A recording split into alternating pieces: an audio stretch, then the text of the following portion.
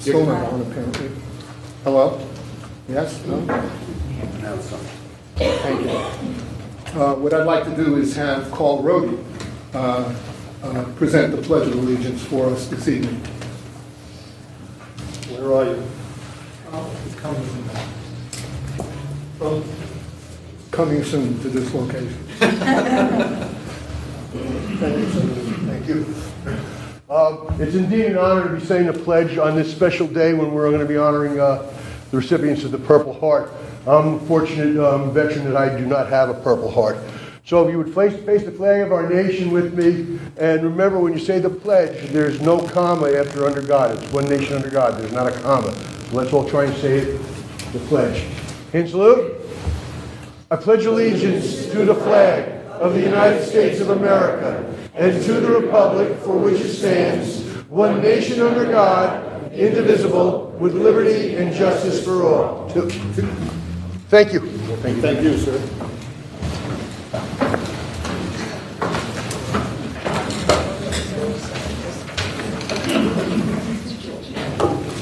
I need to start by acknowledging some of the folks in the room.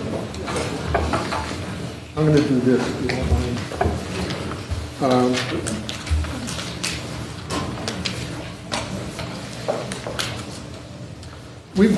We have several Purple Heart recipients in the room and several people who are quite active with Purple Heart organizations in the room. And I'd just like to acknowledge some of them. This is the Purple Heart is the award wanted by none, respected by all. And the list of folks that I have here, let me begin with Anita Padala, who is the director of the National Purple Heart Hall of Honor, which is the national organization that records the histories of Purple Heart recipients. Anita has joined us tonight. We have Willie Nazario, whose letter, co-signed by me, went to Mary Ellen Odell to initiate this program. Willie's standing back there, and I never get enough of this right. Willie is the commander of Purple Heart Chapter 21, where I'm post adjutant, and he holds state positions. If I'm correct, it's Junior Vice Commander, Military Order of the Purple Heart. Is that correct, sir? Yes, it is. We thank you for your service. We have Peter Pinnell, not a Purple Heart recipient, but New York State District 2 VFW Junior Vice Commander. Eugene Parada, who is a Purple Heart recipient, who is the chairperson of Senator Paul's Veterans Council, 40th District. We have Ed Todd, who's the commander of Post 672.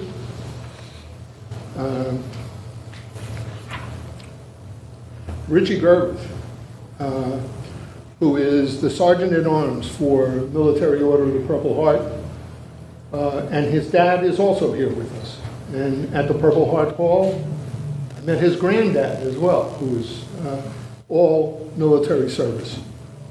I know that I'm going to be forgetting people. I see a lot of faces in the room, and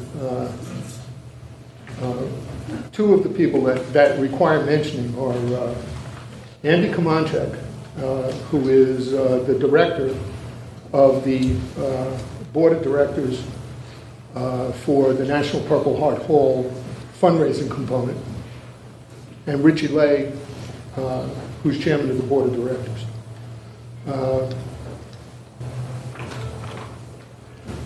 I wanted to tell you some of the reasons why we should have the Purple Heart County tribute here that that Mary Ellen signed on to. I do apologize.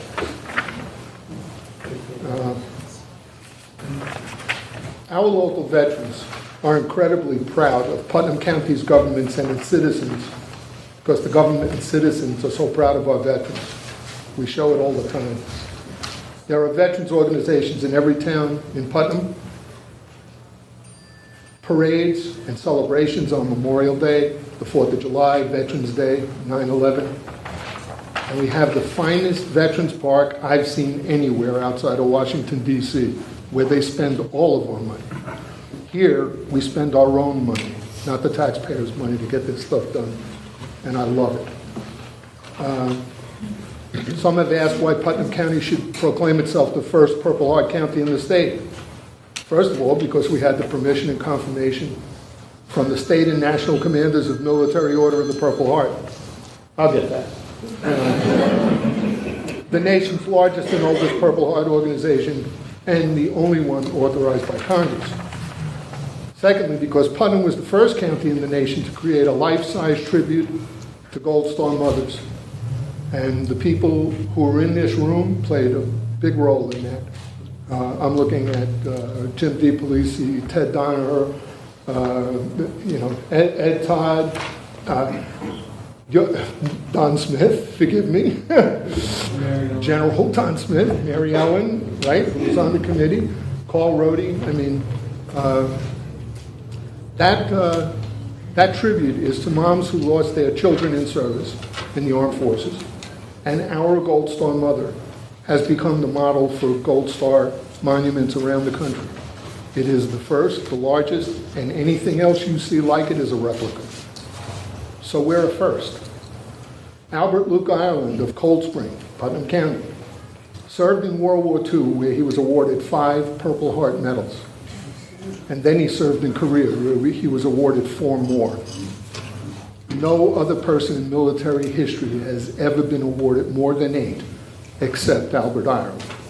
And he's a Putnam County resident.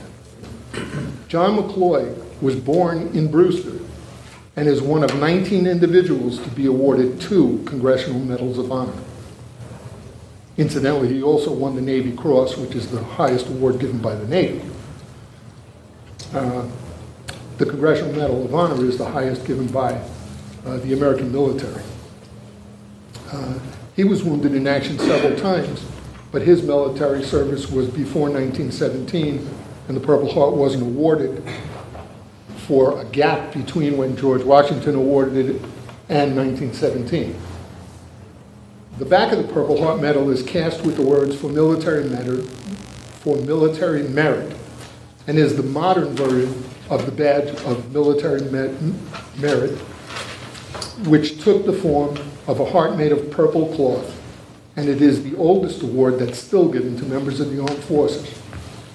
About 1.7 million Purple Hearts have been awarded since 1917. Only about 10% of that, 186,000 individuals, are registered in the Purple Heart Hall. We need to fix that. The sacrifices of Purple Heart recipients should be viewed and acknowledged by future generations, and making Putnam a Purple Heart County will help draw attention to the medal and to the Hall of Honor, and to publicize the need for families and individuals to register their family members to the Hall. I'd like to say a thank you or two. I'd like to thank and commend the Putnam County Legislature for their proclamation tonight. I'd like to thank the chairman of the legislature and a veteran of the armed services, Richie Ockman in particular. Of course, this couldn't have happened without the March 18th proclamation by Putnam County Executive Mary Ellen Odell, who never hesitated for an instant to affirm her desire to do this and to arrange for the proclamation and the assent of the legislature. The Purple Heart is awarded in the name of the President of the United States to any member of the armed forces of the United States who, while serving under competent authority in any capacity in one of the U.S. Armed Services after April 15, 1917, has been wounded or killed. And I thank you for your attention. Thank you, Vince.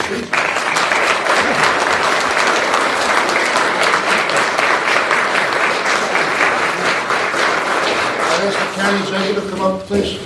And I'd like to have my fellow legislators, Sam Oliverio, who was in the evacuation of the embassy in Saigon. He was in Korea. They flew him to Saigon for a couple of days, and as soon as they got out, they flew him back. And Roger Gross, Vietnam. I bet you're glad you're not there now. Roger Gross is a Vietnam combat veteran, so I'd like to ask you guys to come up and present these with our county executive. I was on the other side of the globe.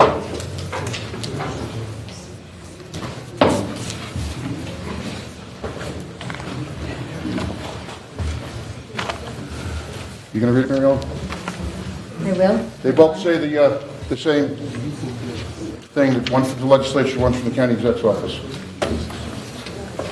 Thank you, Chairman Osborne.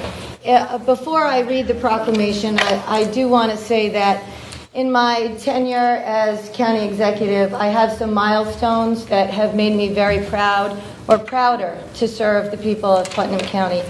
My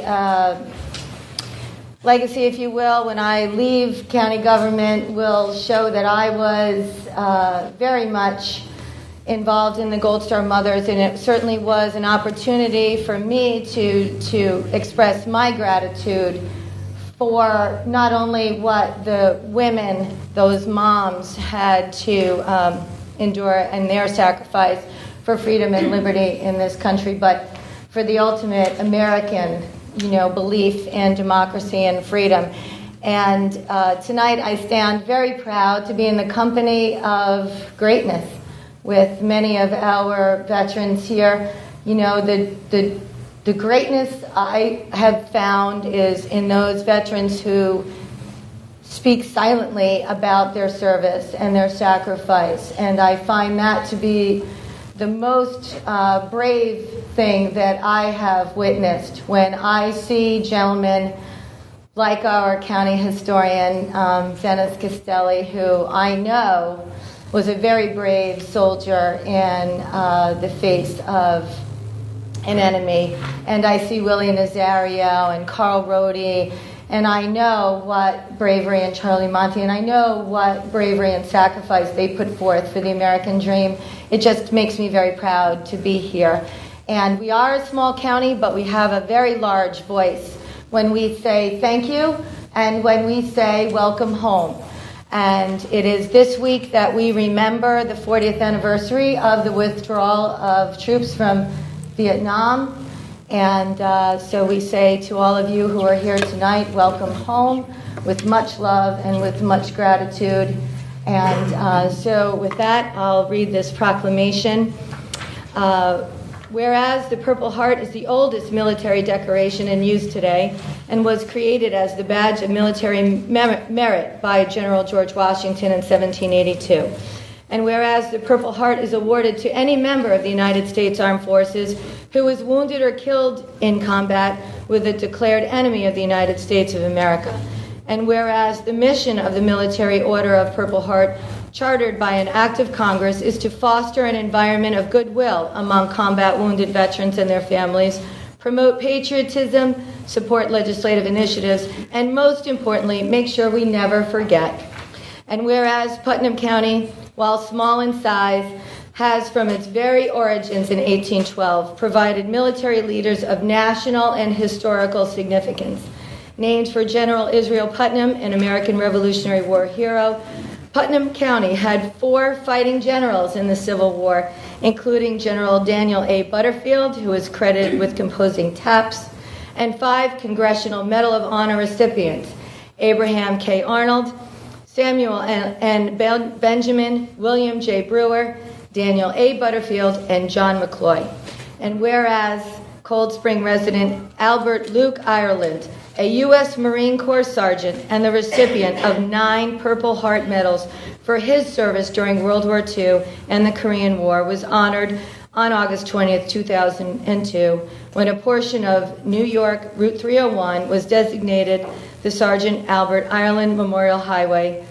And whereas Putnam County greatly, and I do mean this sincerely, greatly appreciates and recognizes the commitment and sacrifices made by our military service members and their families, including our Gold Star and Blue Star mothers, and pledge to continue to honor and support their contributions. Now, therefore, be it proclaimed that Putnam County forever be known as New York's first Purple Heart County.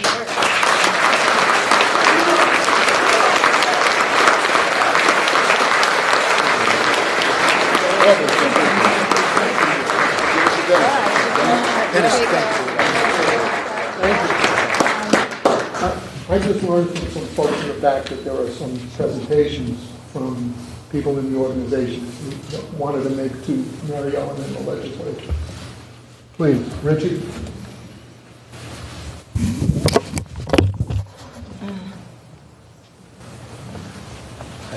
Hi. My name is Richard Gerbeth, Jr. I'm a former Putnam resident of 32 years and the Department of New York Sergeant at Arms. This flag flew over my base when I was deployed to Iraq. I flew September 11, 2004, and I would like to donate it to a Veterans Museum in Putnam County to commemorate today. I'm entrusting it to Patriot Castelli to find a Veterans Museum in Putnam. So please. We have no problem. We have a Veterans Museum in Putnam. Excellent.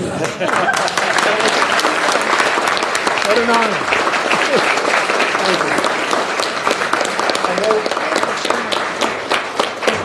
I know Commander Nazario from Chapter 21 also had something to say to you.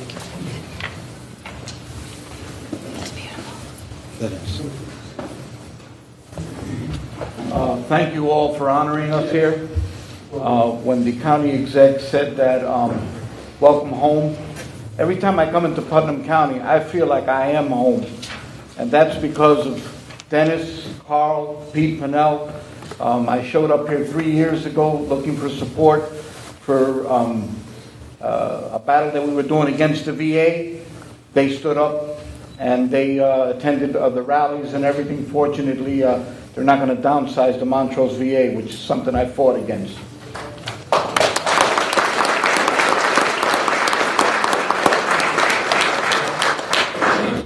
Before I go any further, I'd like to acknowledge Roberts, John Roberts, 25 years old, Purple Heart recipient, Iraq.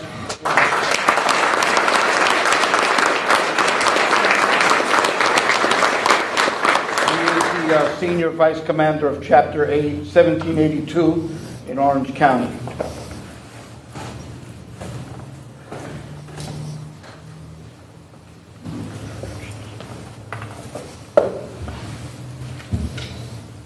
The Military Order of the Purple Heart Special Recognition Award is bestowed with pride to Putnam County Executive Mary Ellen Odell and the Putnam County Legislature for proclaiming Putnam County as New York's first Purple Heart County. Freedom is not free. Dated April 3rd, 2013, presented by the Patriot members of Chapter 21, Military Order of the Purple Heart, USA.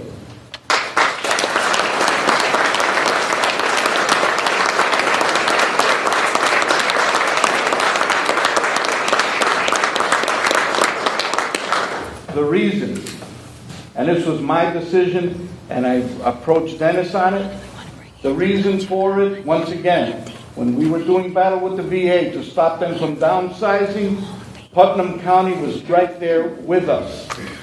And for that, I am forever grateful. The other town, the town of Portland, is the first town in New York State to be a Purple Heart town. They too stood by us.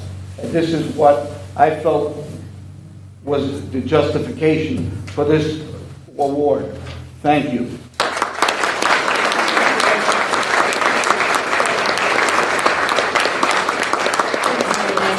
Yeah, please. And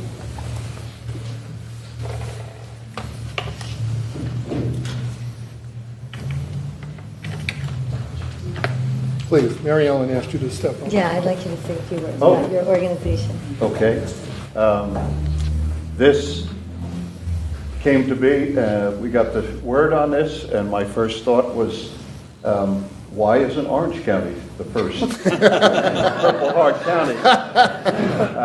But we came and visited with Mary Ellen yesterday. She graciously gave a bunch of her time to us, and she convinced us pretty well as Dennis did, why you all deserve it here. And it's a beautiful thing, a wonderful turnout, and I'm proud to be here today. Absolutely. Thank you. I want to mention that yesterday, as a result of our meeting with Andy, Putnam County will be joining the honor flight in the next flight, correct? And if, for those of you who are not familiar with the honor flight is an opportunity for our surviving World War II veterans to visit in the Washington, D.C. World War II Memorial. It's a terrific opportunity for many of them to see the fruits of their labor and to meet with some of their fellow comrades on what is just a one-day trip. It's co-sponsored by JetBlue, I believe, and they fly out of New York, they get into D.C., they're greeted with a marching band, they're then escorted to the memorial where they spend as much time as they need, and then they're visiting with the Arlington Cemetery, and then they board back on the plane and they come back home all in one day. And there's no expense to them. And at no expense to them. So we are very proud, Putnam County, not only to be the first Purple Heart County, of course, Orange County, our neighbors, it was a race to the finish line, but we're proud to stand shoulder to shoulder with them. And so we will now, Putnam County will be part of the honor flight, and I think the next flight is April 20th, and the following flight is in September. So here's my invitation to any World War II Putnam County veterans. If you are so inclined to take advantage of this wonderful opportunity, you just need to reach the county executive's office, and we will make sure that your desire will happen and will come true. So with that, I'll turn this over to Chairman Othamer, and thank you all again for your support, and of course to our veterans for your service. Thank you.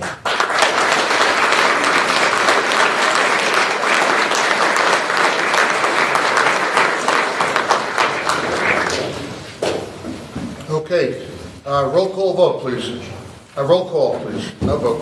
I was overcome too. District number 1, Legislator Scucciamaro. Here. District 2, Legislator Alverio. Present. District 4, Legislator Nasarino. Present. District 5, Legislator Albano. Here. District 6, Legislator Gross. Here. District 7, Legislator Castellano. Here. District 8, Legislator LeBeau. Present. District 9, Legislator DiCarlo. Here.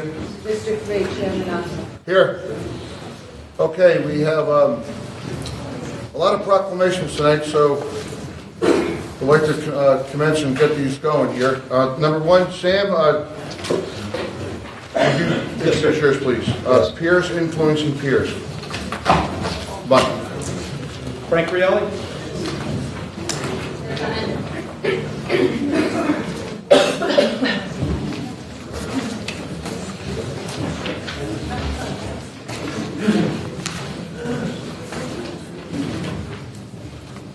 Everybody's so fast. Hello. Steve, how you doing, buddy? How you doing? Wonderful, there's so many people here today. Frank, Buck, come on up. Every year, this legislature and our county executive honor and proclaim Peers Influence Peers as a positive organization that works with our youth helping youth to overcome the battles that they face on a continual basis in this ever-changing society. Drug and alcohol abuse, domestic abuse, prescription drug abuse, and on and on. Peers Influence Peers has been making movies and short commercials. What do they call those, Frank? PSAs, public service announcements, for many, many years. And many of you might have seen them on TV. And the message is always straightforward and simple. We're young people too. And we want you to know that drugs kill, alcohol kills, domestic abuse destroys families, mental illness can destroy families if left untreated and just ignored. And all these messages the peers have been putting out. And Frank Reale and Buck Heller have headed the organization since its founding. And these young people are past and present stars in current features that Peers Influence Peers has made. And so I want to, again, give this proclamation to Frank and to Buck and to the Peers group, proclaiming April 2013 as Peers Influence Peers Month. The premiere of the presentation for this year will be held April 25th, I believe? 26th. April 26th, Friday? Friday night. At Putnam Valley High School in our Performing Arts Center. If you can make it out there, it is always a worthwhile evening. And I just want to say from a personal vantage that Peers Influence Peers, at least in my town, a town of Putnam Valley, but I'm certain throughout this county, the state, and the nation, because these shows are broadcast all over, have made a defined and clear impact on our young people, and a positive one. Frank, again, thank you so much for what you do. Buck, thank you. And guys, Steve.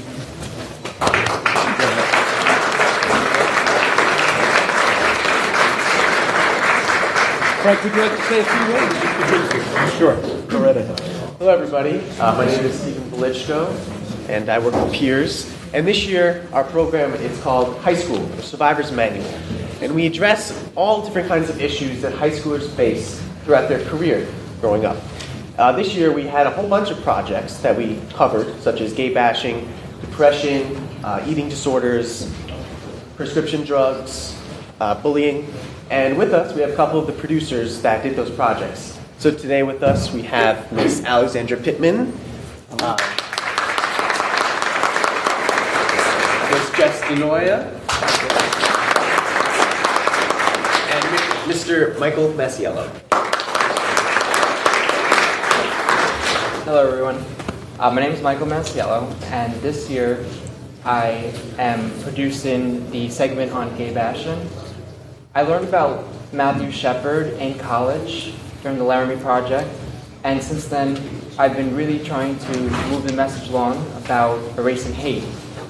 As you know, many high school kids are bullied every day, and kids are always worrying about social tags, being liked by others.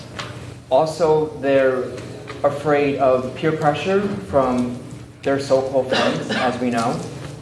And then you have those dangers, such as drug abuse and drinking. And while maintaining those good grades and having, kind of getting the support from the parents, and also trying to get into a good college, there's also something else that's in the way. Could you imagine going through school every single day and being abused, harassed, or bullied just because of your sexuality? That's why I wanted to produce a segment on gay bashing. I spoke to Judy Shepard, and we sat down with her to talk about her gay son who was bullied and killed in Laramie, Wyoming in 1998. People don't understand that talent is not accepted. It's not at all.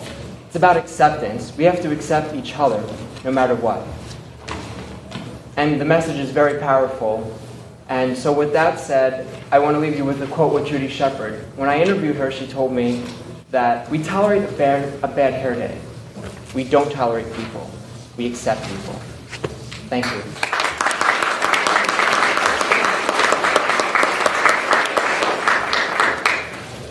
Hi everyone, my name is Jessica Denoya, and I was the executive producer of this year's film, A School Survival Guide.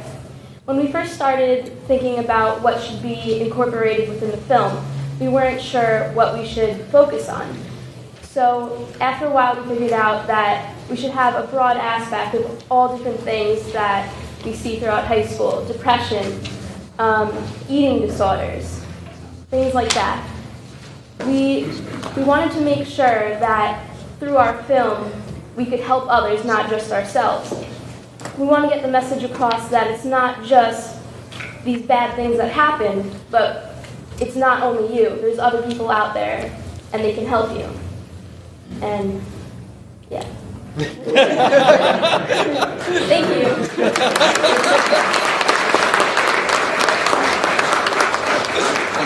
Hi, I'm Alexandra Pittman, and I'm a producer for the bullying segment this year. Bullying became a really big issue, especially with the new technology that's coming out. Kids can hide behind their cell phones and computers just to hurt somebody else. They don't have to say it to your face anymore. And with our film, I was able to show people how others can be hurt by it and how it's not okay. And with help from other experts, we showed how people can positively go on the internet and tell the victims that they are worth something and that they don't need to take this. This is really important to me because I was bullied when I was little, and then I had to watch my little sister go through it. And one of my friends has to go through it because he's autistic, and it shouldn't be okay. But this film can help. It can show one bully what happened, and that one person can make the difference. It only takes one person. Thank you.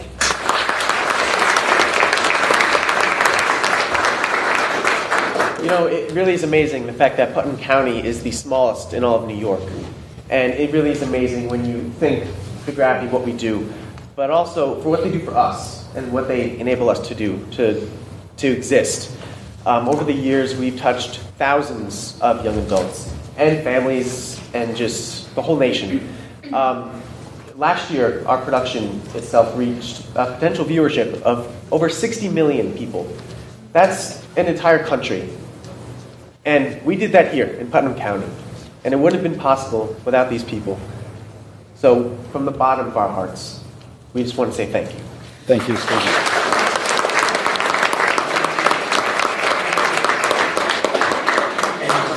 Thank you. Thank you. Thank you. Thank you. Congratulations. It's also been if you'd like to go to our premiere. I don't know anymore. 26. Thank you. Thank you. Thanks a lot. Congratulations. Thank you. Oh, you did? Thank you. I'll see you. Oh, yeah.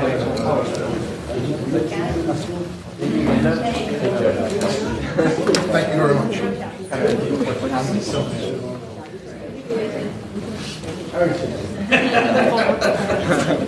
You want to rest me? Steve, so good to see you. I'll see you.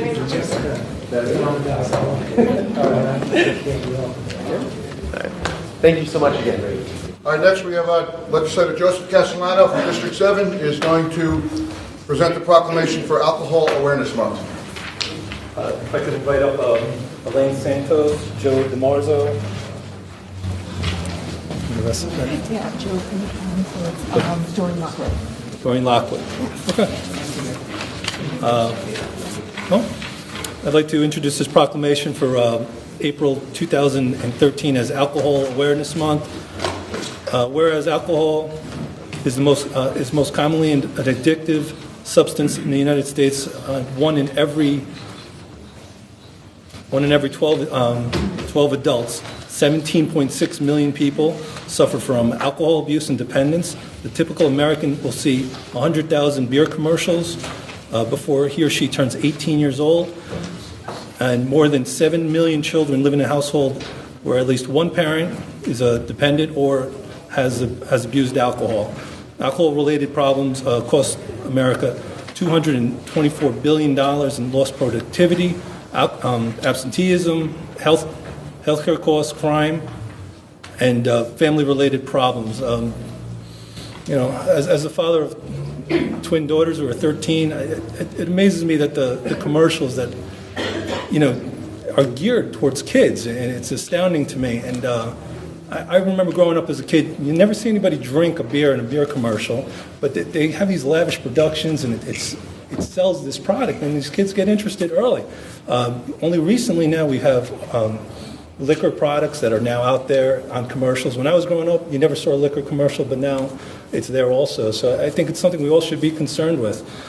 So with that being said, resolved that the Putnam County Executive, the Putnam County Legislature do hereby proclaim April 2013 as Alcohol Awareness Month, along with the Putnam County Communities That Care Coalition and all substance abuse prevention and treatment providers in Putnam County encourage all residents to increase their awareness of alcohol use disorders, the dangers of alcohol abuse, the success and prevention in treatment programs, especially for our youth, and support and encourage referrals to the treatment of individuals when alcohol use disorder is suspected and can be prevented.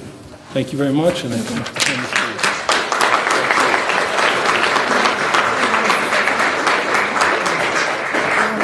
on behalf of the Coalition and the National Council on Alcoholism, we just want to thank the county executive for approving this and the legislature for approving this proclamation. I know there were many tonight, but this is very, very important to us. I'm just going to talk very briefly about the youth.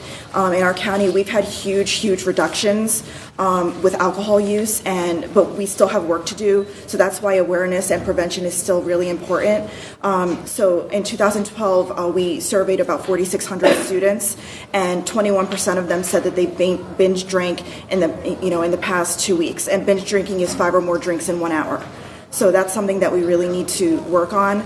And 60% of them said that they drank in the past 30 days. So that's just something that we want to let them know that there are resources available, especially the youth and adults. Doreen's going to talk a little bit about the adults. And there are ways and ways, other ways to prevent it. We want to make sure that they don't drink and drive. We've seen reductions in DWIs, but we want to continue to see those reductions. So thank you. Thank you. I'd also like to, on behalf, there's only 4 alcohol and substance abuse treatment and prevention providers in our county: the National Council, Putnam Family, Arms Acres, and St. Christopher's, and we all work very closely with our community partners to do all the work that we do. And we are speaking about alcohol awareness, but the fact is that I've been doing this work for 27 years, and when we talk about alcohol, we have to talk about alcohol and other drugs, especially prescription drugs. And the age of the people we serve is getting younger and younger. When I first worked in the county 15 years ago, our average client was probably in their 40s. Our average client now is probably between the age of 18 and 34 years old and abuses prescription drugs, alcohol, and marijuana. So we couldn't do this work without your support, Mary Ellen, in the county executive's office, and without all of your support. So we are fighting a different kind of battle every day, and over 25% of people in our nation and in our county at any given moment suffer from alcohol and substance abuse related problems. So we thank you for your support.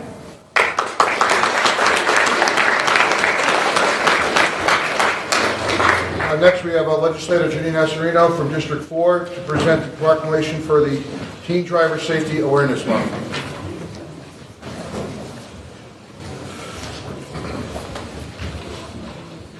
Good evening. I'd like to invite any members of the Putnam County Sheriff's Department.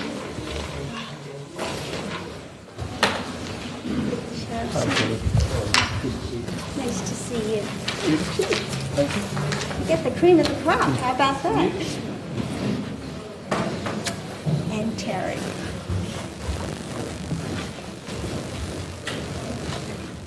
Tonight we proclaim April 2013 as Teen Driver Safety Awareness Night. This proclamation is very important, especially as we move forward towards spring and prom season. Statistics show that teen drivers make up only 7% of the driving population. However, they comprise 18% of injury-related automobile accidents, and it is the leading cause of accidental death among our youth in the United States. I take this to heart both personally and professionally. Many years ago, my 17-year-old niece died as a result of injuries sustained in an automobile accident, and I can tell you it devastates the entire family. Working at Brewster High School, we have experienced loss over the years, and it truly shakes the core of a community. For every life lost is just one too many. A very dear friend of mine once said, "The roads in Putnam County are unforgiving. You simply just don't bump the curb and bounce back. You may land up a tree or down a ravine or in a body of water. You really don't get a second chance." So tonight, I'd like to proclaim and resolve that the Putnam County Executive and the Putnam County Legislature do hereby proclaim April 2013 as Teen Driver Safety Awareness Month in Putnam County. We encourage all levels of government, our school districts, law enforcement, our churches, synagogues, and our youth service organizations, and all the citizens of Putnam County to support the programs that promote teen driver safety awareness in Putnam County, hereby protecting one of our most precious resources, our children and our grandchildren.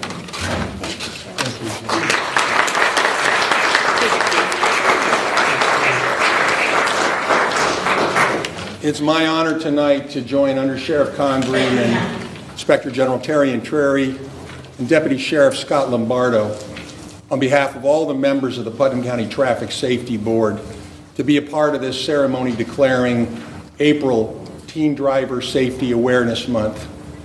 I asked Frank and Buck to stay after because they've played an important role working with the Putnam County Traffic Safety Board on PSAs, public safety announcements. And the best public safety announcements for teens come from teens. Legislator Nassarino, I think, said it very, very well. 7% of the driving population, 18% of the injury-related crashes. And why is this so? It's because of driver inexperience. It's because of unnecessary risk-taking. It's because of excessive speed. And just like the group before us from the National Council on Alcoholism and Other Drug Dependencies, it's about drug usage and alcohol usage while driving. And there's not one person I would bet in this room that hasn't lost a close friend or a family member in their young teenage years due to a driving-related crash. Putnam County is one of the absolute safest counties in New York State and America. It's the safest county in the Hudson Valley. The most dangerous thing in Putnam County is that thing we love, the automobile. But unfortunately, every year, and it seems like it always happens in April, May, or June around prom season, we have a tragedy. So tonight I want to thank the county legislature, I want to thank the county executive, and everyone here tonight for helping us and the Traffic Safety Board recognizing April as Teen Driver Safety Awareness Month. Please talk to the teens at the schools, in classrooms, in Sunday schools and synagogues. Let's talk to our teens and have them slow down and have them grow up. They are our most precious resource, and this is a very, very important night. And I thank the groups that went before us because their cause relates to our cause in the Traffic Safety Board. Let's continue to keep Putnam County a great and safe place to live, work, and raise a family. Thank you, Jeannie, very much.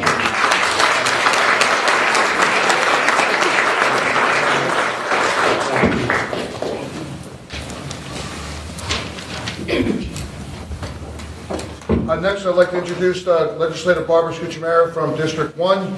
She will present the proclamation for the Shop Putnam Business and Home Expo Week of May 4th to May 11th. Barbara is the chairwoman of the Economic Development Committee. Come on up. When these folks came from the Mahopac Carmel Chamber of Commerce, came before us, the Economic Development Committee, we were so impressed on their vision for this that we thought a proclamation was in order to draw more attention to this event. It's hosting their annual Shop Putnam Business and Home Expo on May 11th at the Putnam Hospital Center. The event will be the largest event ever held for a business and a home expo in Putnam County. Putnam Business and Home Expo is an event that showcases Putnam businesses and brings the community together with many different activities and opportunities. I mean, in these hard economic times, anything we can do to help small businesses is a plus. And I'd like to hear, would you please explain a little bit more for us? You do it so well. Oh, thank you. Let the chairman talk. This is Jim Riley. Hi, good evening. Our whole focus, every single organization in Putnam County, with the Mahopac Carmel Chamber of Commerce, the Putnam County Chamber of Commerce, the Cornell Extension, and the Putnam Hospital Center, we're all focused about getting every single person in front of every business owner in this county. We're focused on helping the county bring up the sales tax, bring up the revenue. We believe there's so much potential in this county, and we just want to raise that a level, that awareness. We've had the Expo for 8 years at Villa Barone, and it was a great success for many years. Charlie Melcher worked very hard on that, and many other people in the community worked on that. But now we've taken it to a whole new level to hold it at Putnam Hospital Center because there are more businesses. Our membership at the chamber is grown, like many of the other chambers, and we just want to get the public to be really aware of this. In the past, it's been held on a Wednesday, and typically a lot of people in this county were at work somewhere else, either in the county or down in the city. This is going to be held on a Saturday, open from 11 a.m. to 5 p.m., and it's going to be booths indoors, inside the hospital, as well as outside under tents. It's going to be so much for the community to bring the whole family out and to really promote every single business. We really believe it's going to make a big difference. Thank you. I'm Lori Ford, and I'm the chairwoman of the Mahopac Carmel Chamber of Commerce, and I'm proud to say that not only is this going to be a wonderful event for the Business and Home Expo, is I want to make sure everybody's aware that all five chambers, 6 chambers are going to be involved. We're having stores and restaurants and Chili's and so forth from Cold Springs, Patterson, Brewster, Kent, Carmel. We're putting the entire region together to do this. So we love your support. We want you to come out. We want you to have a great time. Meet your neighbors, meet your businesses, meet your fellow people from all over. I mean, there's nothing better than to go to Cold Springs and just sit by the water, or go up to Patterson and visit, the town crier up there and everything. Meet us. We're willing. We want you guys to be part of our community and welcome us as well. So please, May 11th from 11 to 5 o'clock. You will not be disappointed. There's everything there. Plus, who better than a hospital to host us as well? The Putnam Hospital has been a jewel in this community, and it's getting bigger and better, and they opened up with a wide arm, said, please have the Expo here this year, and let's give it a try. So please, personal invitation, come on up and see us, okay? Thank you. Lori stole my thunder, but That's what I do. As the Putnam County Chamber president, I'm just happy that it's an all-inclusive, all 6 chambers, representing all the towns in Putnam County, and the businesses are there. These are the businesses that serve you day in and day out. Come out, take a look at them, support them, and they can do things for you. Think about it. We're looking forward to seeing you. Well, I would just like to thank the Putnam County Legislature and the county executive for getting behind this group in supporting the Expo, and we look forward to seeing all of you at the ribbon cutting at 11 a.m. on Saturday, May 11th. We'll be there. Please join us. Good luck. We'll see you. Thank you. Thank you all. Next, I'd like to bring forward Carl Albano from District 5 to present the proclamation for National Library Week. In high school, that's the only place I could find Carl. He's always in the library. That's right.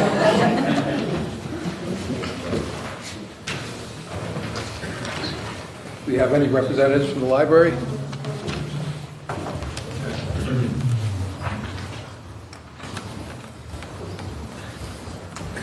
Hi, how are you?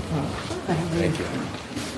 Whereas our libraries are the heart of their communities, campuses, and schools. They provide essential resources, collections, and programs for all ages and demographics in their communities.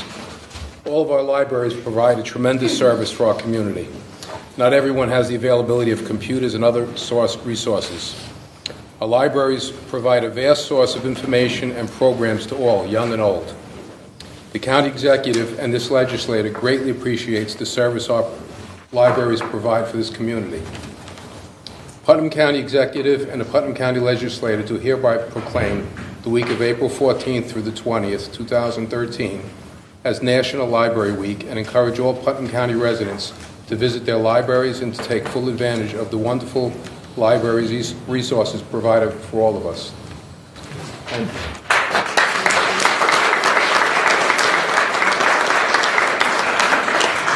Jean will go first. I'd just like to say a few words. I'm a resident of the town of Kent and a lifelong library user. And just like many of you, I find lots of really interesting resources in our libraries. I'd like to really thank the members of the legislature and Putnam County Executive Mary Ellen McDowell and Deputy County Executive Bruce Walker for their support of the libraries. It's really wonderful to have funding that helps the libraries offer these many services to everybody in this room. And I'd say that if you haven't visited your library recently, go in, visit during the week of April 14th to the 20th, see what's in there. And actually, you don't even have to go in. You can go to any of the library websites and find all kinds of things online. You can request books and DVDs and audiobooks and ebooks, and there are many resources. So if you haven't been in for a while, you might want to take advantage of it during National Library Week. And thank you so much for reading the proclamation. And I know I speak for Pat Kaufman, who is the co-chair of the Putnam County Library Association. Who doesn't do the speaking. I do the paperwork. She does that very well. So thank you very much, and we appreciate it. One thing I'd like to say is you can go online for the libraries. Absolutely. But when you go to the libraries, the staff and the people that are there are a tremendous resource and a lot of guidance for a lot of people. Absolutely. Today we have people looking for jobs. There's a lot of stuff going on, and when you walk into one of the libraries, you have a great group of people ready to help. Yes, and we really true. appreciate that. It's true. Thank you. Thank you so much.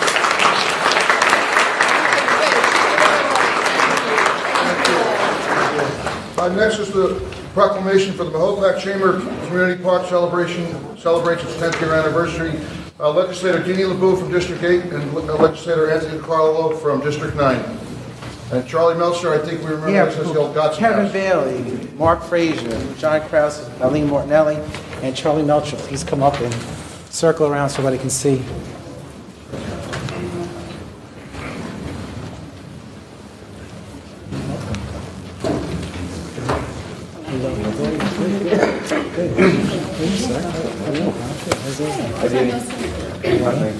What's going on? How's everything?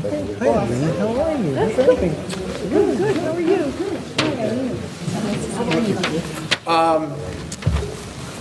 I have to tell you, it's 15 years since this group originally got together, and Mark Frazier, well, 17, sorry, 15, 17, started a partnership and a vision, and sitting at a chamber meeting and talking about a piece of property that was vacant in a beautiful pristine area of Mahopac, and possibly doing something with that land. And we reflect back now on 17 years later, and the Mahopac, depending, Chamber of Commerce Park is just an absolutely jewel of the community. And these individuals sat around, and I want you to see their faces, you don't get to see mine, and talked about getting together and creating a vision. And it's easy to do, it's easy to talk about, but you have to make it happen. And if you know these 5 individuals who are up here, they still make it happen today. So that was the initial part of wanting to give back to the community, and then having a fundraise, go out and get money, and then talk about what should be there, how it was going to become a reality, and then working with the Carmel town board, and then going out to the chamber and talking about this jewel. And what goes on there now, from events in the spring to series in the summer of concerts, to parades ending there, to the big celebration that goes on in October, to seeing kids' faces, when Santa Claus is coming into town. It's an unbelievable place. It's really become a key part of the community. And these ladies and gentlemen made that happen with a vision 17 years ago. So on behalf of myself, Legislator LeBoux, who will read the proclamation in a second, we want to thank you for your vision, Mark, and then the four of you making it come a reality. And it'll be a lasting legacy in the town. It's something that you should be very, very proud of. It gets used constantly, and it's become a part of downtown Mahopac. So congratulations. Let's take a blue one to read the proclamation. And I just want to add that we know the park for a lot of the public events, but it's a great place to sit and have your lunch and reflect. I often go to the back of the park where you have access to the lake, where there is no longer any public access, and you can sit and gaze at the gorgeous, gorgeous lake and tip your toe into the water. And I've spent many an afternoon over there reflecting. So thank you very much. Approximately 17 years ago, it was a mere idea brought forward by Mark Frazier at Mahopac Chamber Board meeting to purchase the last undeveloped parcel of land on Lake Mahopac and make it a community park for a place for people to come and gather. The idea was not initially embraced but through the encouragement, enthusiasm, and efforts of Kevin Bailey, then president of the Mahopac Chamber, the idea took flight. Through the perseverance, focus, determination, and efforts of Kevin Bailey, Mark Frazier, John Kraus, Eileen Martinelli, and Charlie Melchner, this vision was brought to reality. It is crucial to mention, as each one of the 5 contributors will tell you, they did not do this alone. It was accomplished with a tremendous amount of volunteerism from the local businesses, residents, fundraising, orchestration of the purchase of the property, obtaining grant funding and securing sponsorship from Open Space Institute. The collaboration of all of these critical components resulted in the creation of the beautiful Chamber Community Park that we are celebrating this evening. Since the first Saturday the park was officially opened in 2003, it has been the host location to brides and grooms to have their wedding photos taken, community events, family outings, friends meeting to enjoy the lovely surroundings. Whereas the Mahopac Chamber Community Park has lived up to the vision of its serving its community, the park acts as a tremendous facilitator to the sense of community of Mahopac and Carmel. Now therefore resolved that the Putnam County Executive, together with the Putnam County Chamber, do hereby recognize and applaud the 10th-year anniversary of the Mahopac Community Park and look forward to the future and its pivotal existence in our community. Thank you all.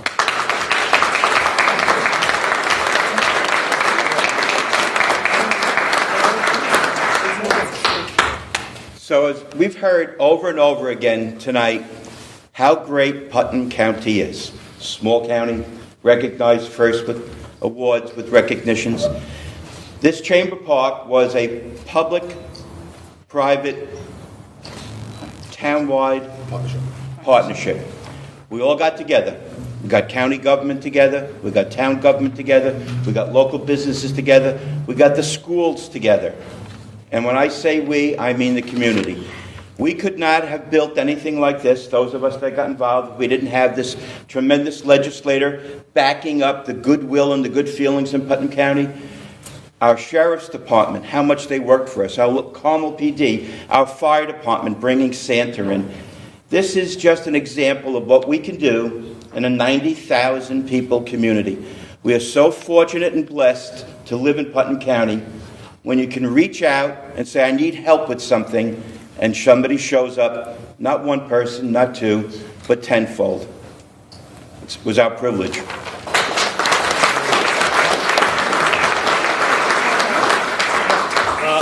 I want to thank the players who, from day one, were with us building this park, and Eileen Martinelli was a dream. She kept all the records. She kept everything. We know everything that's gone on. Mark Frazier, who was his bright idea to do this. All right, Mark. Reason why I say that, it took us 7 years to build it. All right?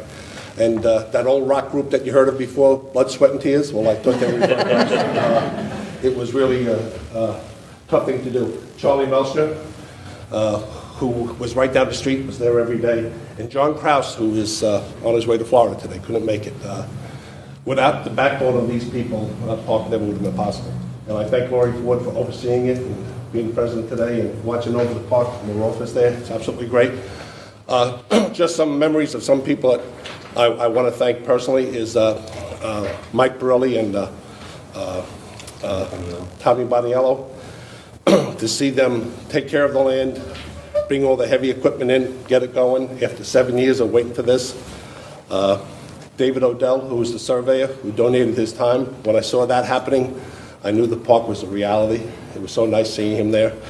And to our major sponsors, which was the Spain family, Putnam County Savings Bank, Mahopac National Bank, Guidepost, my Mahopac Rotary Club, and the Costello family.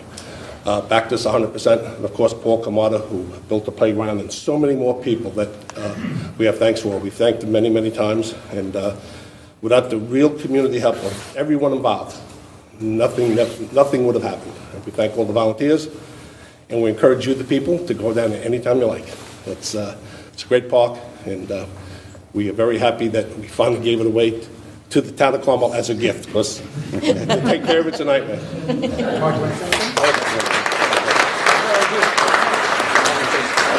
We would be very remiss if we didn't mention the name of Robert Marini, a local real estate agent who I went to high school with. And when I had this idea, I called him up, and he was our contact to Open Space Institute, who led us to the Trust for Public Land, which led to the matching funds and made this thing happen. So I'd like to thank Robert. Thank you very much. Thank you very much. Congratulations again. Thank you very much. The one that did all the work doesn't want to say anything. No. That's for you. Thank you very much. Congratulations. Mark, congratulations. Thank you, sir. Thank you. Thank you very much. Congratulations. Oh, my pleasure. Great job. Thank you. Thank you very much. Thank you.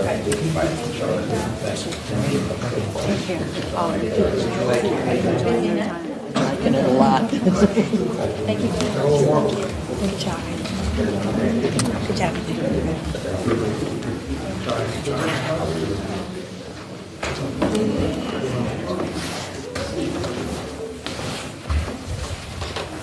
Okay, our last and final proclamation is from Legislator Roger Gross from District 6. We'll present to our proclamation and recognition of Kathleen Percacciolo from the Health Department. Roger, would you go forward?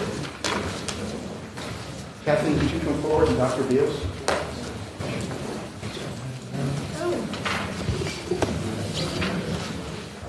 Dr. Kathleen, how are you doing?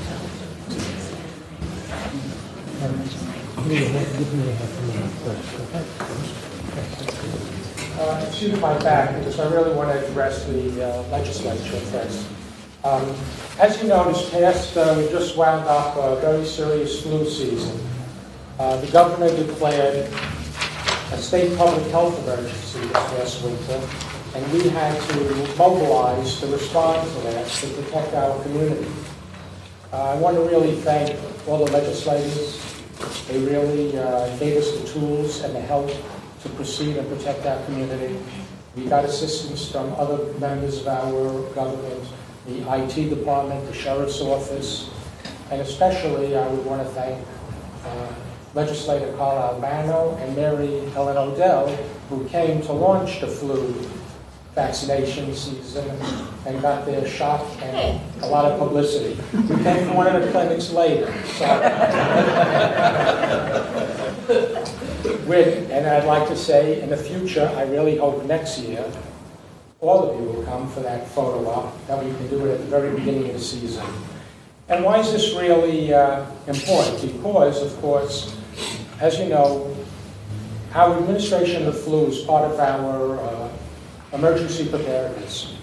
If any of you have experienced our pods, where we traditionally have had the voting and your vaccination, you'll see how efficient and how it represents really the finest quality of the entire health department. Really, we have our clerical help, our environmental help staff, and the nursing, giving you vaccinations, environmental outside, directing traffic, controlling flow of our public, and of course the clerical help handling all the processing. We managed to give over 5,000 vaccines to our community. That doesn't count what they got from their private physician and local pharmacies. And I can tell you, although the data is not in yet, anecdotally, considering the fact that I was receiving weekly emergency notifications from Albany about how serious the flu was, how large numbers of people were being hospitalized, how there were deaths throughout the state. And it just seems to me on an anecdotal basis, I don't have the final data, that we really escaped relatively unscathed. And that's why I felt it's very important that you be aware, and I thank you all for your efforts to help us. And how do we really do it? Well, of course, we do it through the pods, we do it through our clinics, and also our school-based flu vaccines. And I want to tell you now, I can give you a little information where we do have the hard data. We were in 5 of the 6 school districts for flu this year. And I can tell you, the one district that we were in had a significantly increased incidence of absenteeism secondary to the flu among the children and the staff. But I can tell you going forward, we've had meetings with all the schools and they're on board for next year, all 6, and we will continue to do that. Now, of course, how did this all happen? I only gave one of the 5,000 vaccines. It wasn't me. That was to Mary. You too. Oh, I did too. Well, it was to Mary. You can see the results right here. And of course, Mary Ellen called me for 3 days in a row telling me that her arm's killing her. But the real joke is on Mary Ellen, because if she knew that before her vaccine, the last one I gave was 40 years ago, and I rotated through pediatrics. Now, And it wasn't in the arm. so how does it I feel it's very appropriate to honor and, as the legislature agreed, the efforts of Kathy Percacciolo, who basically organizes our school-based clinics, our pods, our clinics, everything to do with the flu, and we couldn't have done it without her. And I'm looking forward to a proclamation for Kathy. Without her, it wouldn't have happened. And one last thing. I noticed a number of members of the health department are in the audience this evening. I think it would be nice if they just stand for a moment so they could all be acknowledged.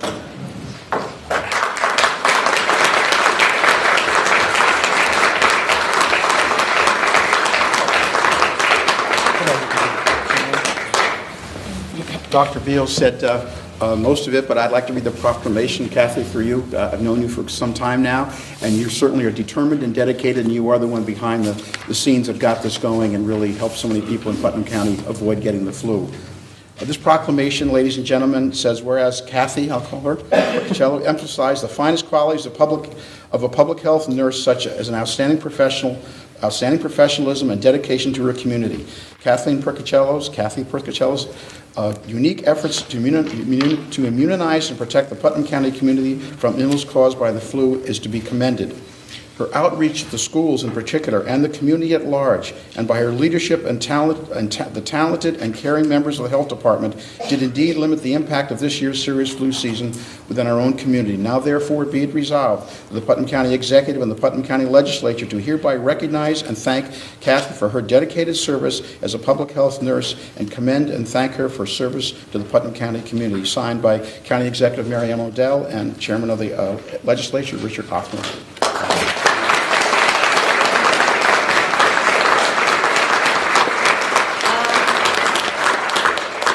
There should be about 65 more names on here. This is just part of the health department that stood up. Nobody does anything alone in the health department. It's a team effort. And just as a reminder, I know that there's people in this room that didn't get their flu shot this year. I know all your names now. So I will personally contact you next year and give you my spiel. I've even been known to come to the office and vaccinate you. And I will do that if I need to. It's extremely important. It really is.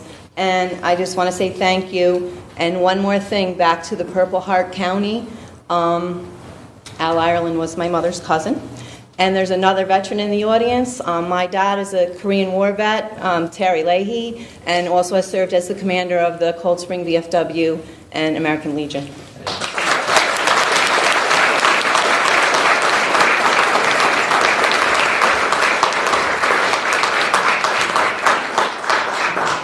I'd like to briefly ask the county executive to come forward.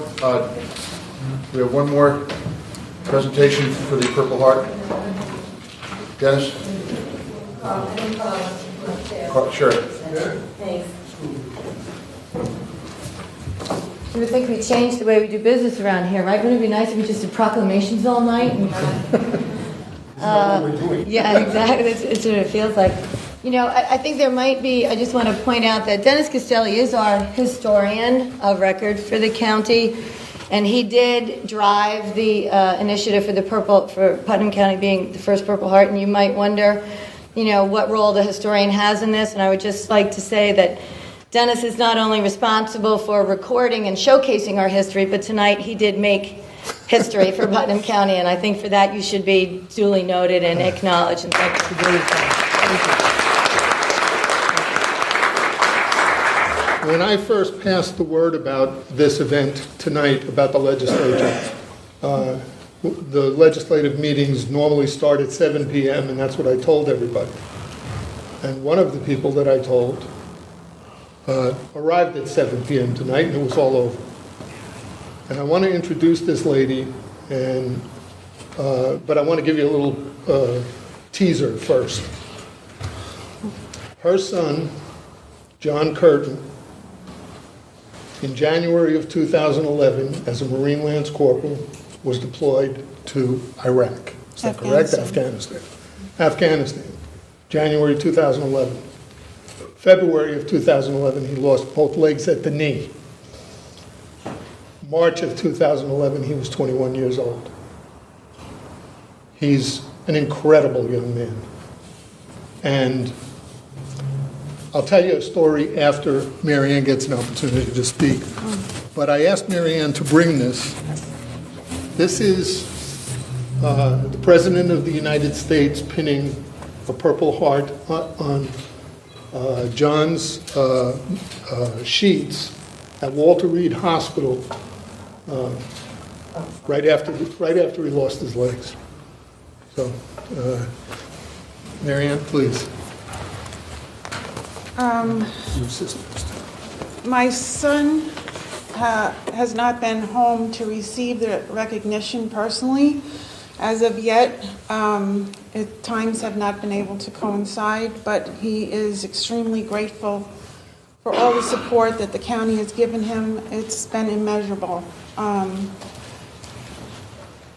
There's a few people who spoke who said that nothing is done alone, and I have not been alone in this county.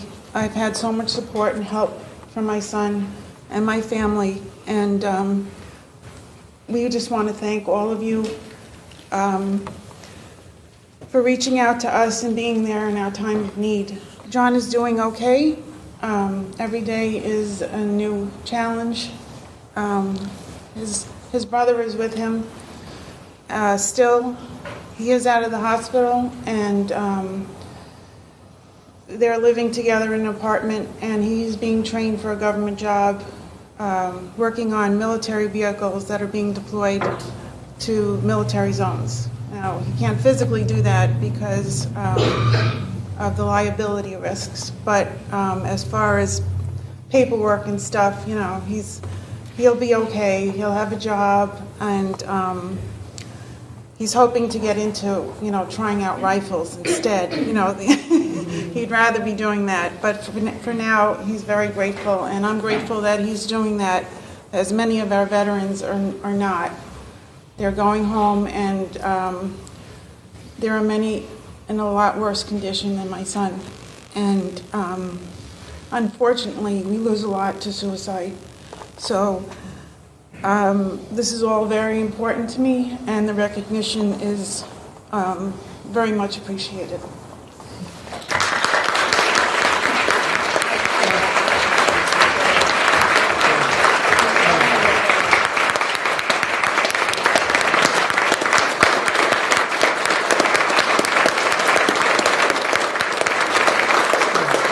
This is the Purple Heart pin. I'd like to give it to you from everybody in Putnam County. Thank you. Look alive.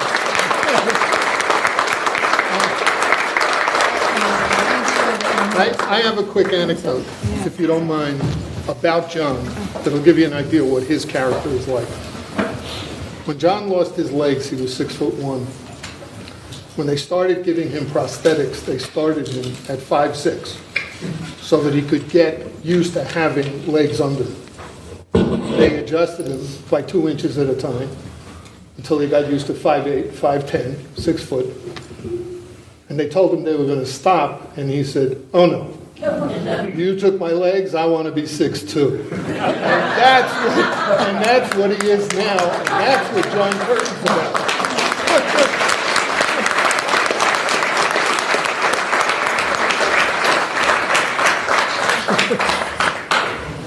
Thanks, Carl.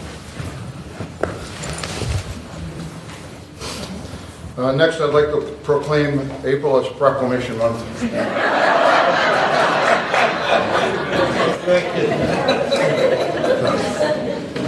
Okay, on with the regular meeting here now. Okay, item number 3, approval of minutes, the public hearing for the Ag District, March 6, 2013, and the regular meeting of March 6, 2013. Do I have a motion? Make a motion. Second. Okay, correspondence from County Auditor. There are none. Wait a second.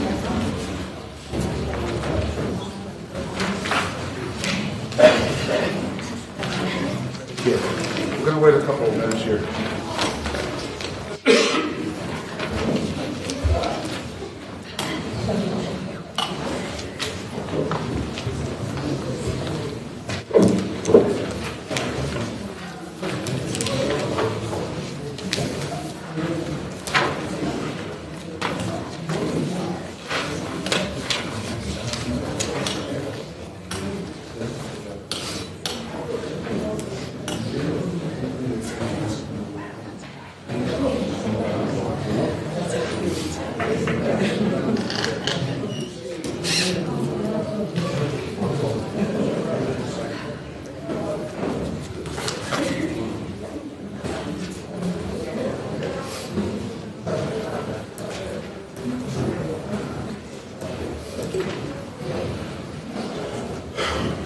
Okay, the pre-filed resolutions. I'd like to just, my colleagues here, to the final resolve clause, I'd like to add on the mailing list for the NICEAG. It's not on our papers here, so we're going to add it on in all the NICEAG resolutions. Okay. All right. Deanie, when we have all the NICEAG resolutions, the last resolve clause, we say we're going to forward it to the counties, to the governor, to everyone else, and we're going to mail a copy to NICEAG also. Okay, first, the Health, Social, Educational, and Environmental Committee by Chairman Oliverio.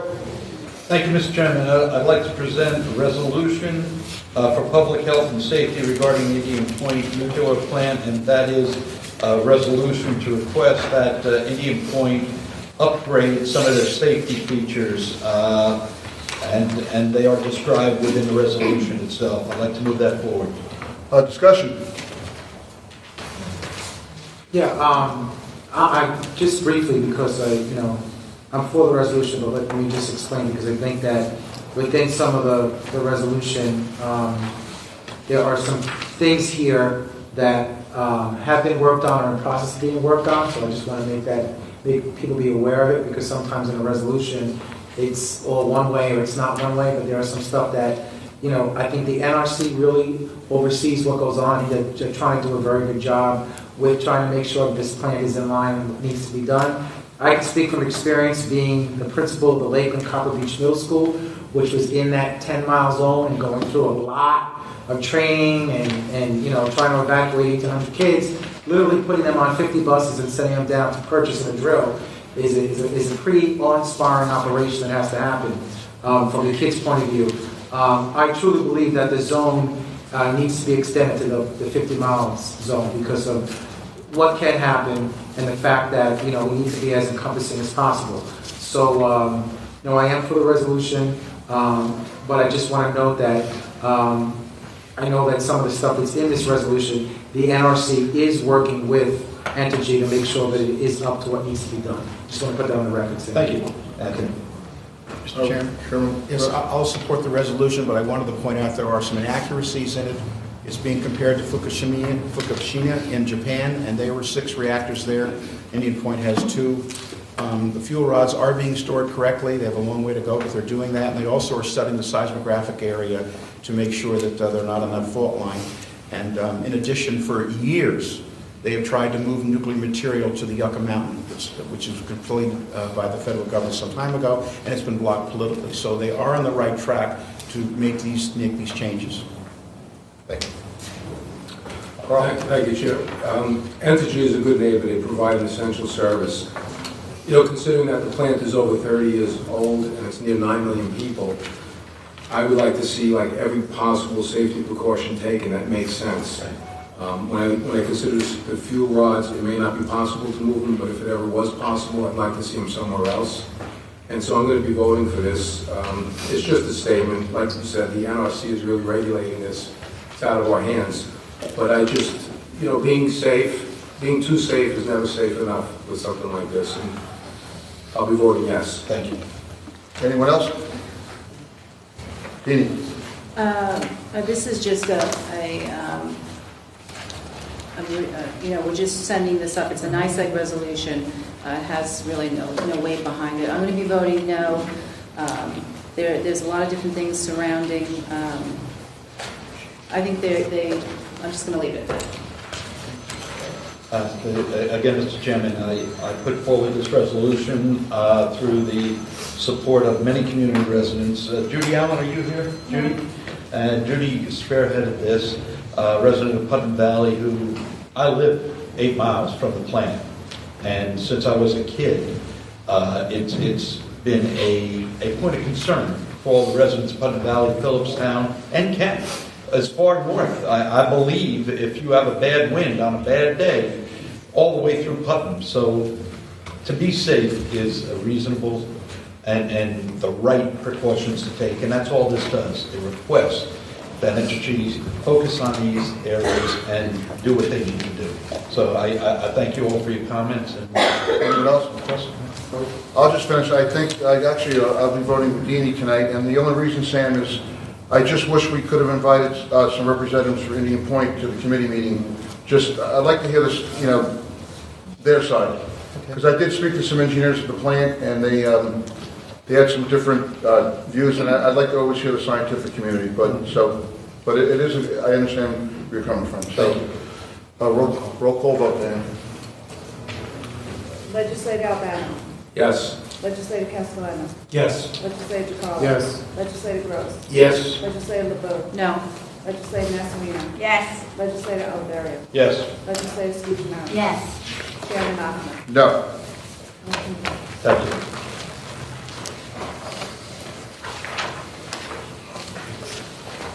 Okay.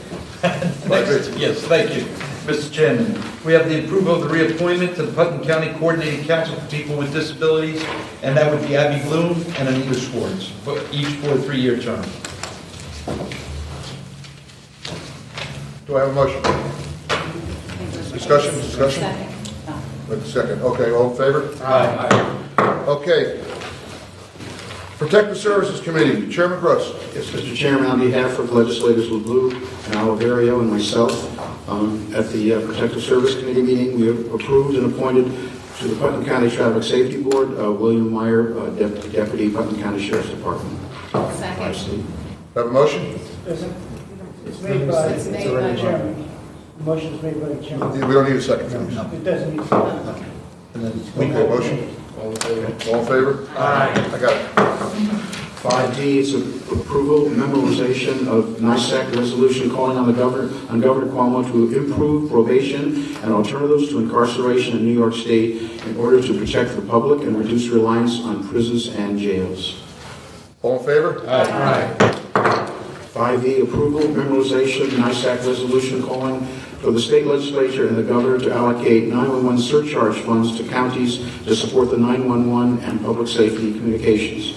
I might have the surcharge of $1.20 on every wireless phone. All in favor? Aye. One no. Okay, next, the Rules, Enactments, and Intergovernmental Relations Committee, Chairwoman Nasarino. Good evening. On behalf of legislators Castellano, DeCarlo, and myself, I'd like to move 5F, approval memorization of NICEAG resolution calling for the governor and state legislator to compensate counties for state-mandated district attorney salary. All in favor? Aye. I'd like to move item 5G, approval memorization of NICEAG resolution urging New York State legislator to honor home rule sales tax request in order to meet the intent of home rule authority granted to counties in the state constitution. All in favor? Aye.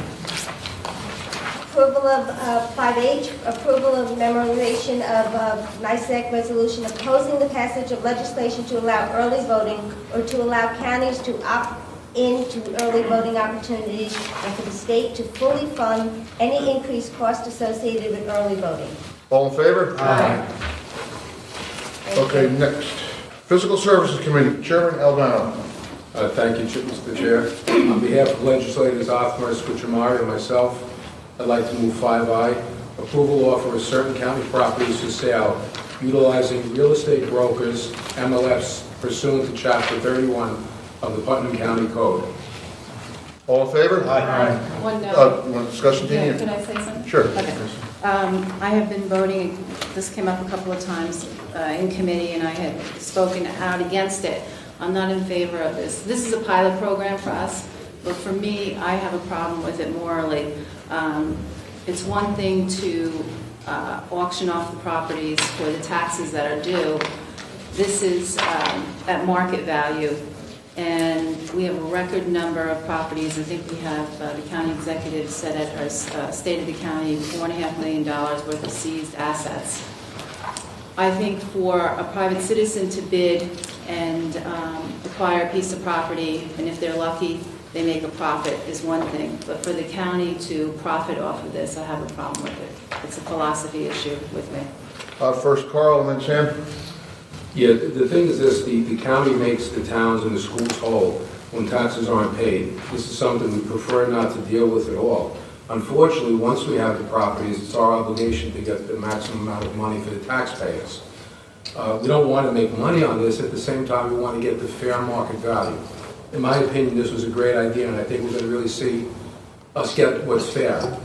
Something could go out to bid, on the auction, something goes out to auction. It's very possible it could sell for a third of the price, or half of the price.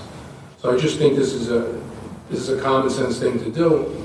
And at the time, if it doesn't sell for the fair market value, then we can decide to put it up for auction. Jim? Thank you, Mr. Chairman.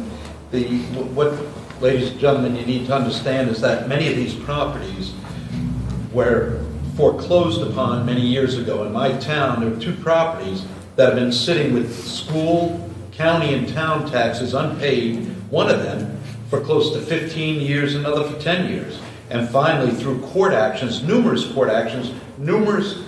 thousands of dollars of taxpayer dollars to force the foreclosure, these individuals who refuse to pay their school, their county, and their town taxes. These are not mortgage delinquencies. These are refusal to pay what everybody else out there in the audience pays. And through these court actions, we've acquired these properties. And rightfully, the taxpayer should be reimbursed for all the expense that we pay. This is a terrific idea. I commend the county executive for bringing this forward. It is fair and just, especially for each and every one of us who pay our taxes on time and look at these individuals who just blow off their tax responsibilities. Maybe now they'll wake up and say, Putnam County is serious about this. We better not play games about paying our taxes. I got to tell you, this one specific case in my town dragged on through the courts year after year after year, and it's wrong. And this is righting that wrong. So I support this 100%. Any other discussion? Deanie? Add something? Sam, I think that the property that's located in Putnam Valley, I think, is the exception, not the rule. I just want to stress, we have 10.5% unemployment in the county. We have a record number of foreclosures, both bank and tax foreclosures. So I understand the commercial piece of property that's in Putnam Valley, but most of these properties are because people cannot pay their taxes, and I'm sure they're not paying their taxes for no reason. They are on hard times. I mean, this economy is horrible, and it's sustained. It's a sustained bad economy, and we have sustained unemployment. I just want to emphasize that. I understand your particular property in Putnam Valley, but these other properties do not fall into that category. We are not liquidating any of these properties in 1 year's time, or 2 years, or 3 years, or 4 years. The average time for the foreclosure process is in excess of 5. Yes. And within that time, individuals are offered assistance. We try to guide them to do the right things, try to guide them to maybe refinance. In many cases, and I have to respectfully disagree, it's just, I'm not paying it. I'm not paying it. And as painful as that is, for each one of us, that is the truth of it. In the properties in my town, I know that's a fact, because I know the owners of all the properties that are on that list, and everyone told me, come after me, because I'm not paying you your sales tax or your school tax or your property. And I am being dead serious about this. Well, I hope you get the recovery that you want. Okay, no matter what, the houses are vacant, and we're going to make the rest of the population in the county whole. So whether a private developer gets it at auction or we sell it for fair market value, which I have to agree with Sam and Carl wholeheartedly on this, and I'd like to commend our law department and our Commissioner of Finance for, this is something that we never did before, and they brought this forward. This is a great idea, and they deserve an A+ for this. So with that, all in favor? One no. Aye. One no? Yeah. Okay. I'd like to move 5J, authorizing the implementation and funding in the first instance 100% of the federal aid eligible costs of transportation, federal aid project, and appropriating funds. This was regarding the storms from February 26, 2010. Basically what we're saying is that we're going to spend this money and be reimbursed 100% from the federal government. Move this. All in favor? Aye. 5K, authorizing the implementation and funding in the first instance 100% of the federal aid eligible costs of transportation, federal aid project, and appropriating funds. This is regard to Hurricane Irene at $77,758. Hurricane Irene was August 26th, 11. Again, 100% reimbursed. All in favor? Aye. Thank you. Okay, next, the Economic Development and Energy Committee. Chairwoman Scucciamari. Thank you, Chairman Otmer. On behalf of the members of the Economic Development and Energy Committee, legislators Gross and Ledoux, I make a motion to move the following item: approval and memorialization of the NISAC resolution urging renewed state investment in airports to promote economic development and job creation. All in favor? Aye. Okay, next, Audit and Administration Committee. Chairman Castellano, you got the floor. Thank you, Mr. Chairman. On behalf of legislators Albano and Estorino, I'd like to make a motion for the following items. 5M, the approval of budgetary amendment from Finance for vacancy control factors for January and February 2013. This is an attempt to straighten out our books. Basically, this is zero fiscal impact. All in favor? Aye. Item 5N is a fund transfer, approval of fund transfer for the Department of Social Services for a temporary employee. This also has a zero fiscal impact, and it's just covering someone who has left our Putnam County employment, and we've hired a temporary person to cover. Again, zero fiscal impact. All in favor? Aye.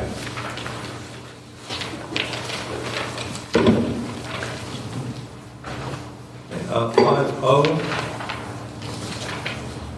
And this is the approval of a bond resolution for reconstruction of various county roads.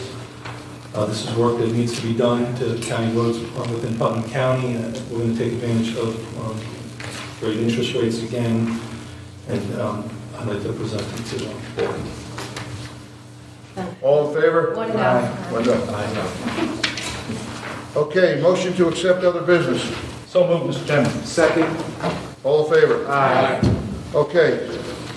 6A, approval, request to extend 1% county sales tax. Do I have a second? Second. All in favor? Aye. No. That's the revised. The revised 6A is what I'm presenting. I'm sorry, say one no. Okay. Recognition of public. Anyone like Carl?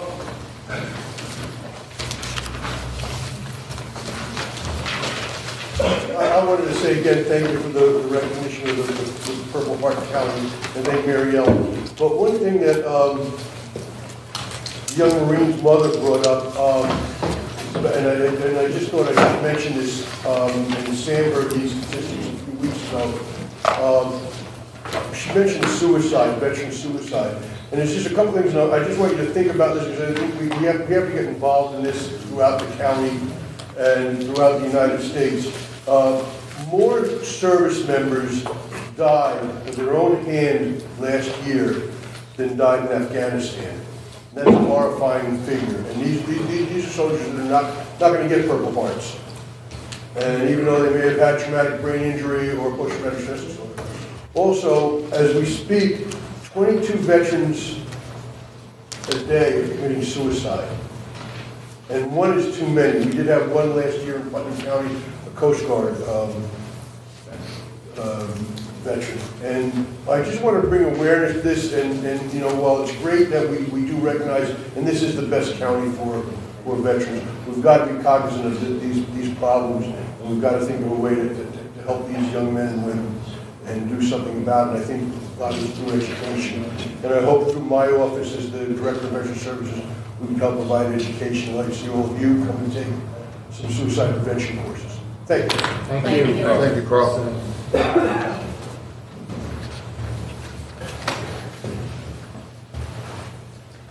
I'm Judy Allen from Putnam Valley. I want to thank you for passing a resolution for health and safety for Putnam County residents. Indian Point is 14 miles from my house, so therefore I am not in the evacuation zone. But many of the people who live in Putnam Valley and Phillipstown are.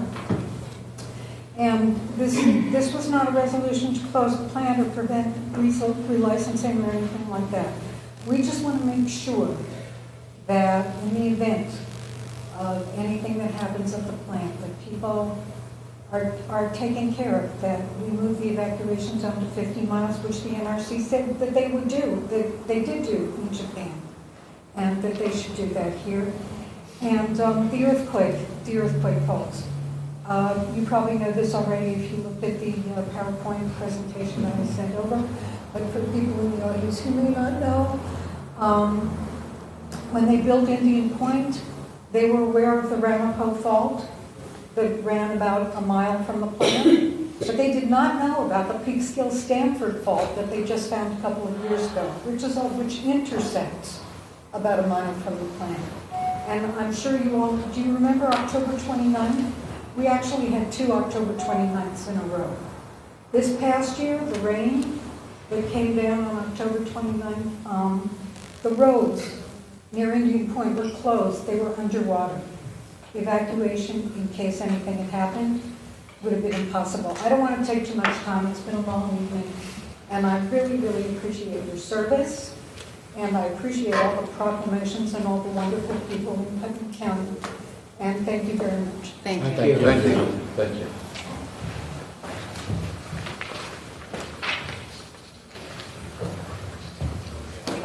Thank you, Mr. Chairman, members. We heard a lot. Victor Bishop, just state your name. Victor Bishop, Putnam Valley resident. We heard a lot tonight about the beauty of Putnam County and the Hudson Valley, and also protecting our young people and honoring and protecting our wounded warriors. I think there's no greater threat to the Hudson Valley, Putnam County, our residents, all of them, than Indian Point.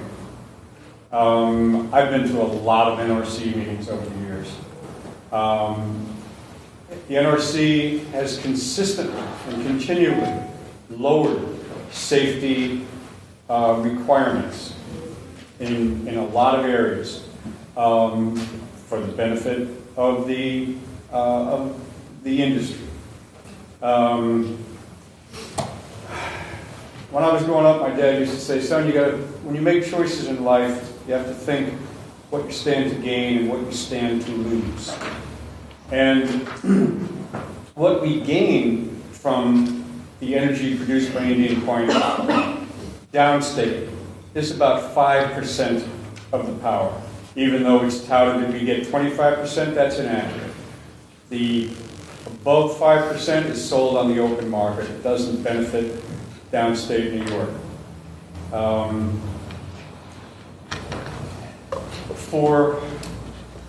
if there was an accident, the consequences could be catastrophic. And they don't call them accidents for nothing. They're unforeseen.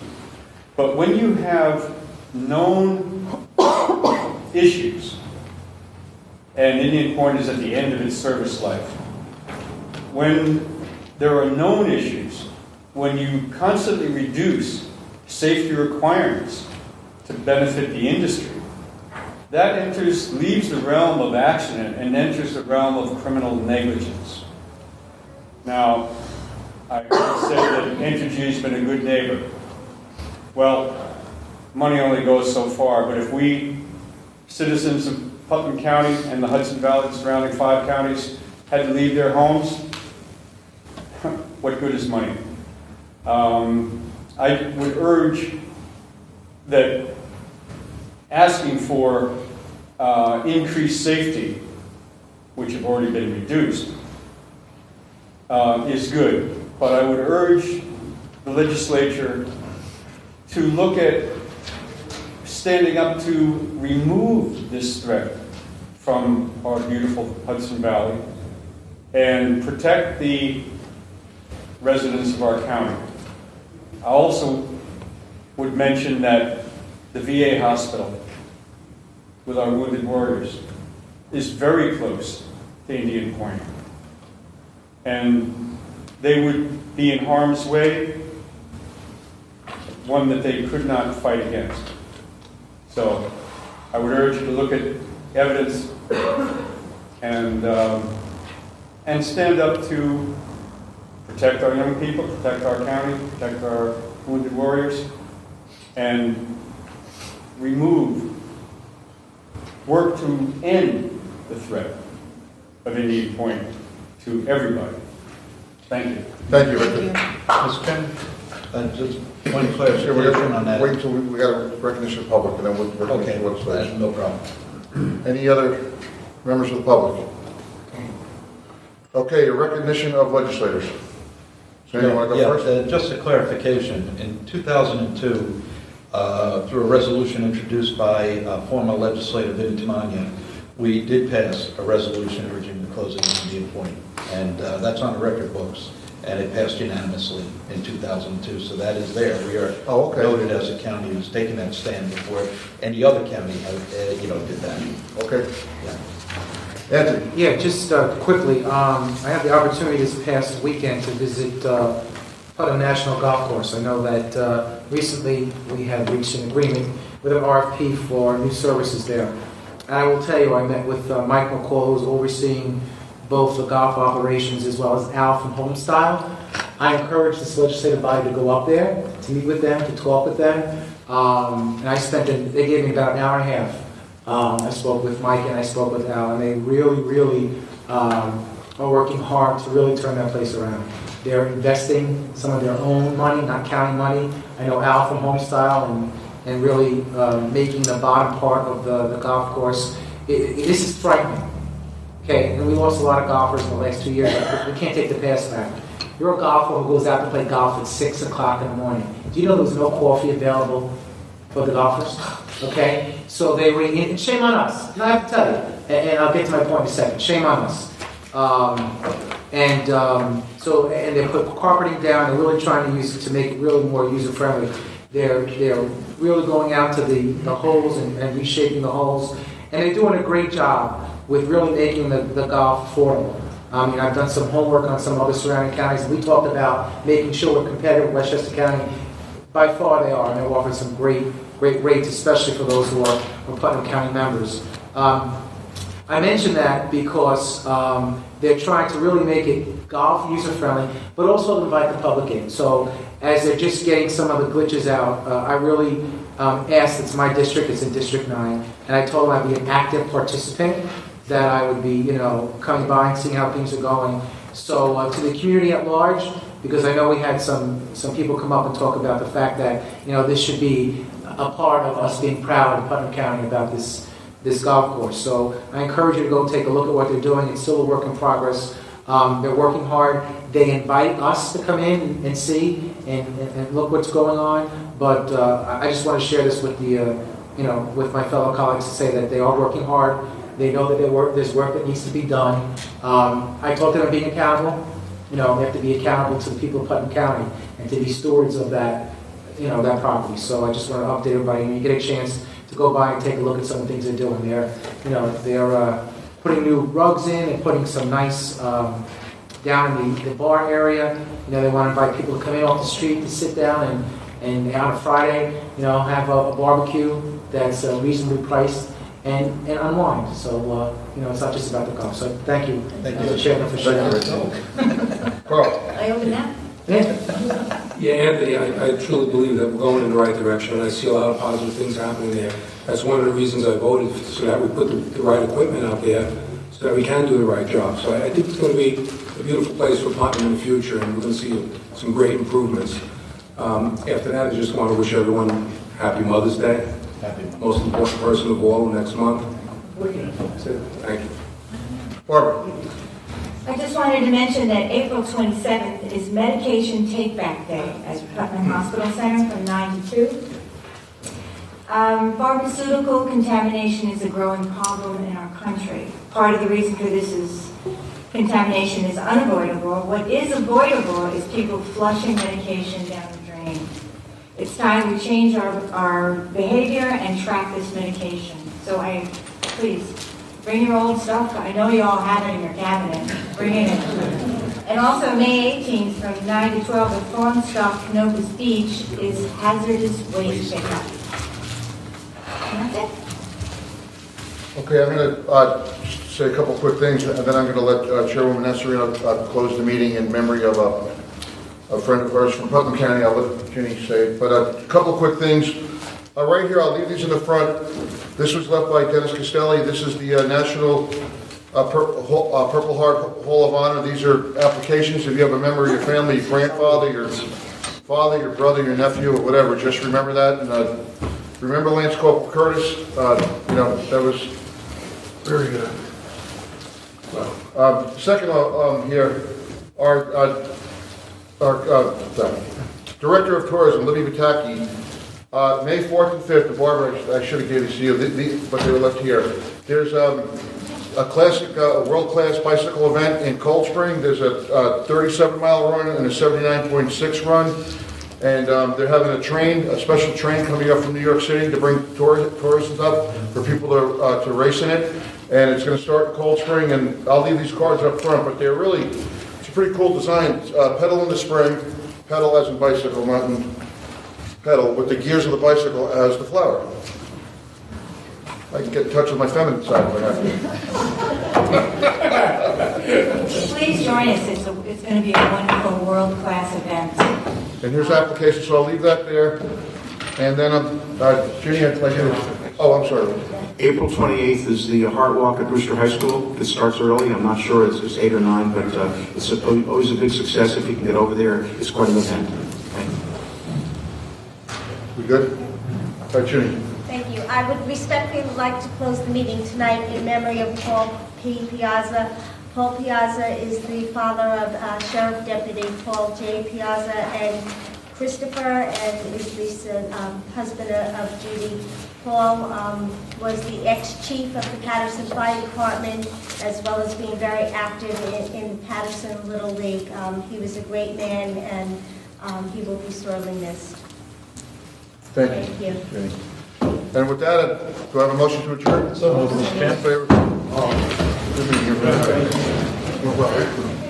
Richie?